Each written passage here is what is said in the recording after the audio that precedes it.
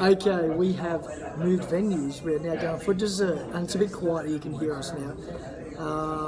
So we were talking about Badria being outspoken, and what I was going to go from there is, even in just a little bit less than 2 years old in Kuwait, I've seen some small changes here, and things like I've noticed how girls dress and things like that. It's becoming quite progressive, and they're getting away with wearing what I would call more normal clothing in my society, skirts and so forth.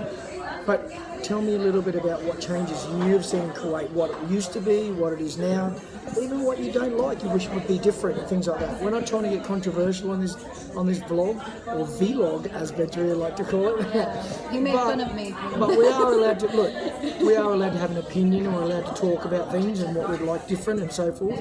And what I notice in Kuwait, actually, just on a bit of a side note, Badria was asking before what we don't like about Kuwait, and I said one thing we noticed that we could swim here, because I've noticed your environmental acts in Kuwait, like what they do with the water and recycling and all that, is terrible, and I wish it would change. It needs to change. When I go shopping, the amount of plastic they use in Kuwait. It's a little bit off track, but it is a frustration the time I've since I lived here.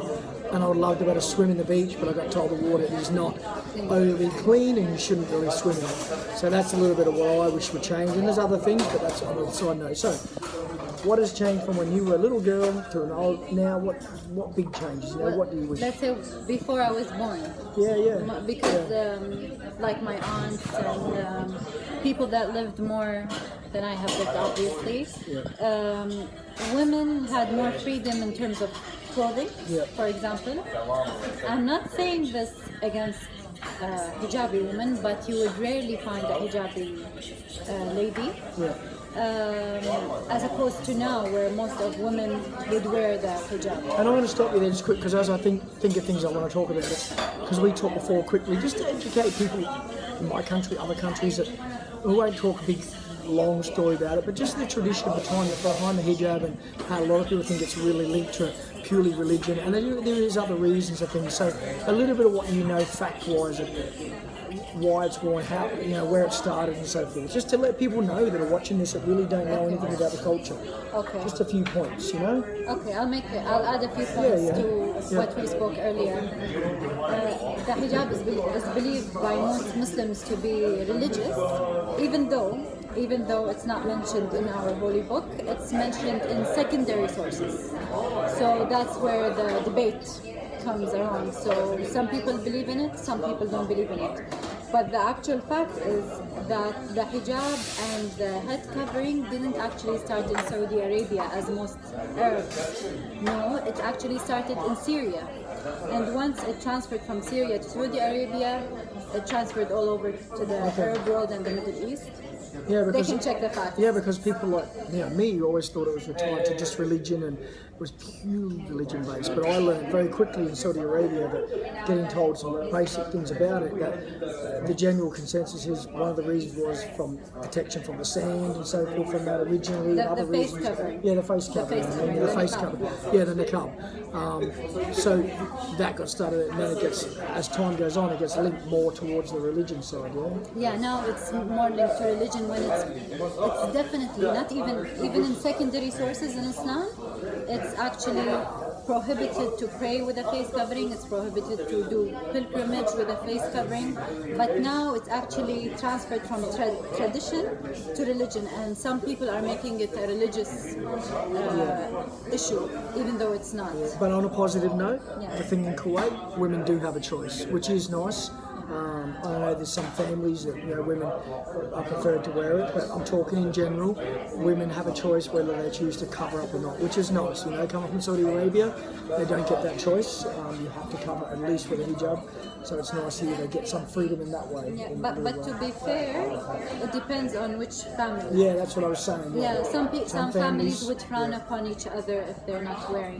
I was lucky; my family, they're pretty open-minded. Okay. So anyway, back to what we were saying about Kuwait. What's changed, and what a lot of people don't know, things they might know about Kuwait, and how it used to be less conservative, yeah? Yeah, it was alcohol was actually allowed in Kuwait, but they actually had a petition, and they actually voted. The citizens actually voted that they didn't want alcohol no longer in their country. Okay. So that's how it got prohibited. So actually, the citizens voted to prohibit it.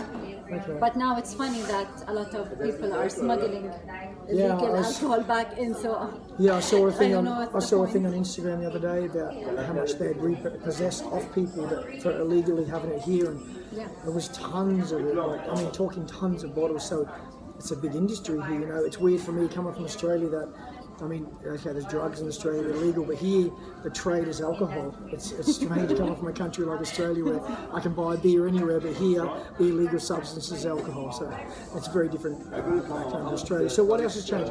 What about in general with women working, with careers and so Yes, forth? Like, with regards to women, it's much more positive now. Women are holding more higher positions at Yeah. work. It was much harder before because men were like the alpha. Yeah. Women were like believed to stay more at home, and it's still a challenge for women Yeah, to yeah. prove themselves even now in 2018. But this is a good positive note. So we're not going back. Yeah, but again, the positive here is at least women here can work in the same place as men. Again, when I was in Saudi Arabia before this, I knew women there that worked, and they had to work in an office with frosted glass to cover them from the men, so they couldn't work with them in some industries. Yeah, and Yeah, they couldn't we work don't with have them. that. So that was pretty extreme, but they can't be seen. And actually, when I was there, don't quote me on this, but I think it was the first female politician got voted in, and it was a big story when I was there that she got voted in that she couldn't be in the same room as the men. I know this for a fact, and she had to be like on a CCTV to do a conference with them, and she refused to do it. So that was big news because they voted her in, female to be in politics, but then wasn't allowed to be in the room with the men, which is a shame. But like I said, Saudi is changing, and hopefully, it frees up a bit and makes it better for women living there and working there and have a bit more freedom of choice. But back to in Kuwait, so work-wise is reasonably free. What else? There's a negative note. What's that? Let's say we have the W word, the wasta. Yeah. So wasta is like your connections with people. So not a lot of qualified people are in their proper place. So a lot of unqualified people, they can get whatever they want done just because they know people in that position. So we have a lot of corruption that is increasing with time. Yeah, and I know that's So not that's- just a rumour or hearsay. I've seen enough in the newspapers to know the truth of things like that. And even, in workplaces here, I know with my workplace, they'll have people with WASTA that can help get things done quicker. And that's pretty common here. I mean, it can be used for good. I mean, look, in my country, you could probably translate WASTA to the word of, to a degree in some ways, someone doing a favour for someone, but then it gets taken to another level here of, Yes. of the corruption side of it. And I know there's a lot of frustration with people living here that a lot of people wish it was different and it was a bit fairer to get things done and so forth. Yeah, I can imagine that must be pretty Yeah, frustrating. it was much less. For example, I remember when I was like 20 years ago, when I was 10 years old, early teenage years, corruption was not that much. Yeah. So But now you are an architect, yeah? Yes, an architect. Okay, and you're just in the process now of opening your own business up, yeah? Doing it now, are you, or going to? I'm or- doing it now because I've been disappointed a lot. But So but who it's, did you used to work with? We didn't have to say who they were, but you used to work in a contracting company, in one of the largest contracting Yeah. companies in Kuwait. Okay, and you left through a bit of frustration. Yes. Yeah, so now you've decided to go out on your own. Yeah. It takes a lot of courage, a lot of belief in yourself, but you're pretty, I wouldn't have done it 5 years ago. I didn't Yeah. have the confidence. yeah. What gave you the confidence to do it? Frustration. Frustration. No, really, I think. I think I used to tell her I like to do her own thing. Okay, get out there and don't be scared. I used to hassle her a bit. Yeah, you helped a lot. Tried, but okay, so that's good. You're going out and trying it yourself. Do you get much assistance by the government here to do your own business? Yes, there's like a very positive thing. So every citizen that wants to open his own business, they would get help from the government. It's called Da'm Amala. It's like the support for labor workers, citizens. That's great. So they would have a monthly salary once they get their permit done, once they get licensed for their business.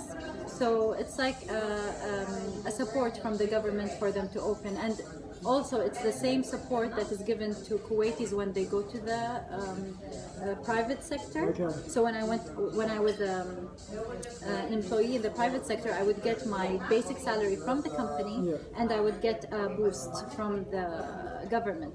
But it was originally to promote private sector. So when you add that up, the total should be more than the government salary, because you're working more hours. But the private sector, they actually decreased their basic salary, so now it's equal to the salary of the government. So people are thinking, why should they go to the private sector? But it's not all negative. At least you get some assistance. Of course, yeah. And on that note of assistance, tell these guys who might be watching, like things like when you get married here, what the government gives you assistance-wise.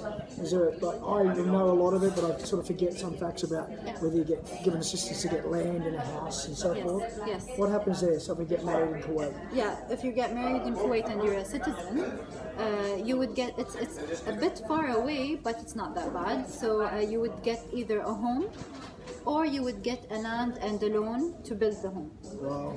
So yeah. That's, but don't get that back in Australia. It gets several years, but it's really good at the end of Well, it. we do get first home buyers grants. So in Australia, the government gives you money towards your loan, but we don't get given a house and land.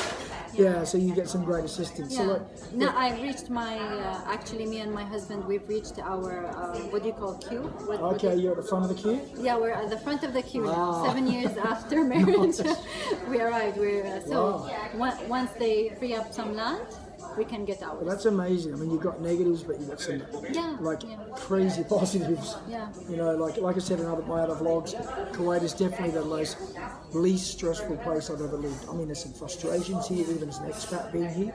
The stress for me really hasn't existed, especially financially. You can make good money here, and you're not paying tax and so forth. I mean, people here, they probably do frustrate me because they think they get it tough sometimes, and I want to say to them, go and live abroad and go and live in another country and see what you have to pay fees-wise, even just putting your car on the road and paying tax and your electricity bills. And you really, guys, Kuwait, you've got it pretty good. Believe me, you've got it very, very good.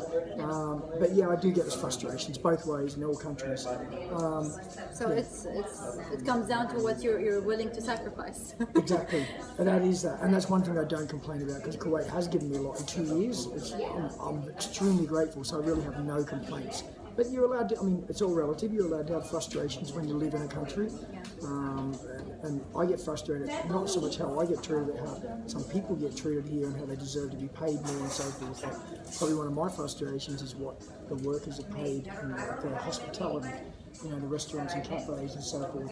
I think sometimes that could be looked at and be frustrated. I know they're given options here and it gets them out of their own country, but again, that doesn't make it right to underpay people. So sometimes things like that could be looked at, but who knows? It's kind of true.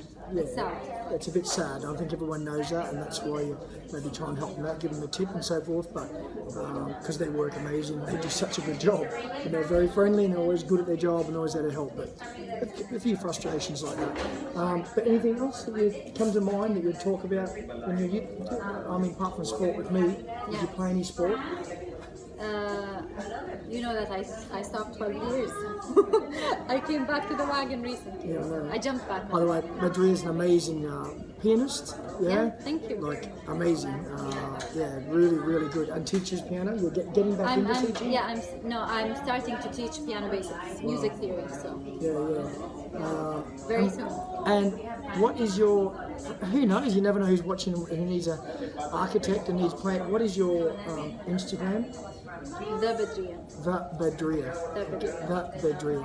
Okay. So we did this talk again, just to have a chat. Nothing hard. We didn't want to get into anything too deep, but it is interesting to have a chat because, like I said, to when I say you guys, the Kuwaitis, and when I say the Saudis, me saying some of the things they would laugh at, and they go, "What's the big deal with sitting talking to someone?" You've got to understand the image of what I had. I'm sure a lot of people had before I lived here. Like my parents, they were scared for me to move here. I remember still looking at websites when I moved to Saudi Arabia, there's still websites that say don't walk within 3 meters of a woman, don't speak against a religion, you'll be stoned, like crazy stuff. I mean, yes, you've got to show respect, but that doesn't happen. I never saw anyone with a missing hand for stealing. You know, these things, I mean, I know back in time it might have happened, but in the modern times, you're not going to see missing hands of people for stealing something. The system's changed a lot. Our dessert is here. Look at this. One. We went to Overjar, but we didn't see it. Yeah, they were closed. But we've come here. But anyway, been a great chat. We'll have a dessert and maybe get back to it. Thank you. Thank you so far. It's been very informative. Cheers. Okay, we were a bit cut off there, so I want to finish it properly. Firstly, I just want to thank you for the chat. And I just want to say, look, we were just talking, look, I mean, there's facts and there's opinions, and I'm sure people out there, you're going to get haters that are going to maybe, people get very opinionated about certain things, and they might see some things that Badria said about certain things about living here or the hijab or whatever. Take a breath before you get too fired up about it. It's people's opinions, and we don't mean to upset anyone. We just want to have a chat about living here and what girls deal with, and we really only just touched on a lot of things what men and women deal with here. So we just want to touch on that. But we certainly didn't want to offend anyone at all. Do you have anything else you would like to say or add to it? About Kuwait? Yeah, about anything in Kuwait, just before we finish For Westerners? Yeah, for Westerners especially, probably. It's much more modern and civilized than you imagine. Yeah, because a lot of I Westerners... didn't think you had mobile phones. I'm just joking. I'm joking. But you do get blown away here by the shopping centres and how modern it is. And for any of the, I shouldn't say just ladies, but ladies that like shopping, Kuwait, there's nothing you can't get here in Kuwait. Everything, okay? So if you like your Pradas and your shoes and your jewellery and your makeup, it's all here, yeah? It is. But I try not to look. But that's it. I will lose all my salary. No, but you look good, because actually, on something I wasn't going to talk about, that is a big thing here about the makeup and the cosmetics here. Like they must sell more here than anywhere in the world. Yeah, cosmetics, yeah. Wow, I mean, they're amazing, the makeup. In my opinion, girls, they wear way too much for myself, but I do admire how talented they are to put that on. Like it's like an artwork. It's amazing. Yes, and they pay much money for hairdos and makeup at a hair salon, but some girls, they prefer to do it at home. But if you're going to do it in a hair salon, you would pay a lot of money. Yeah, the industry's huge here. I just actually, with a girl coming here, expat, a Westerner coming here, how they can dress. I touched a little bit on it, but you can dress normal. They can dress normally. Pretty normal girls, you know. I think particularly for women, because men know that when we come here, not much changes. But women probably have an image of thinking coming here, they're going to have to wear certain clothing. That's not the case at all. They can wear tank tops, skirts. Yeah. I don't think it's normal to see mini shorts at malls. No, you won't see that, but I think it still does stay on websites when you move here. It still says about covering your arms and not showing too much on your shoulders for women. I do remember seeing that. Maybe not now, that was a couple of years ago, but that's not the case, girls. You can wear tank tops here, and if you've been at the gym, you can have your gym clothing on if you're going somewhere. It's not a big deal. Kuwait is pretty easy to live in, pretty liberal, pretty easy to live in. It's not that big a deal. There's some frustrations, but it is also pretty understanding, you know what I mean, to other cultures living here.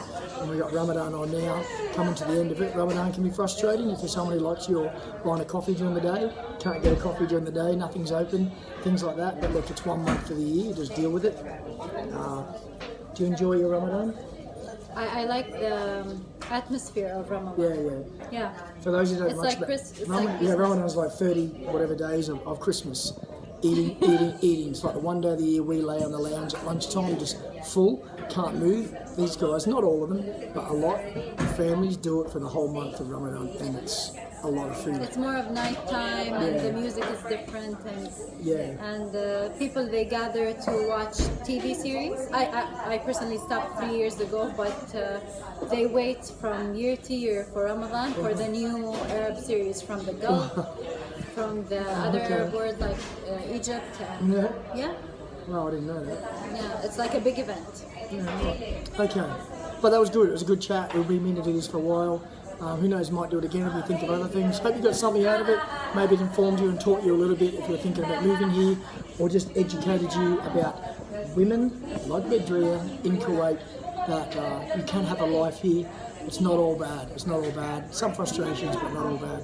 But if you're an expat, you wouldn't feel the frustration as much. No, frustration with getting maybe stuff done here. Yeah. You know, for those who don't know, I think I did mention another vlog about driver's license, things like that. Wasta. Yeah. We'll get him on Wasta. There can be some frustrations, but it's not all bad. It's all pretty good. But thanks again, Bedra. I enjoyed the chat. Thank you. Thanks. Thanks.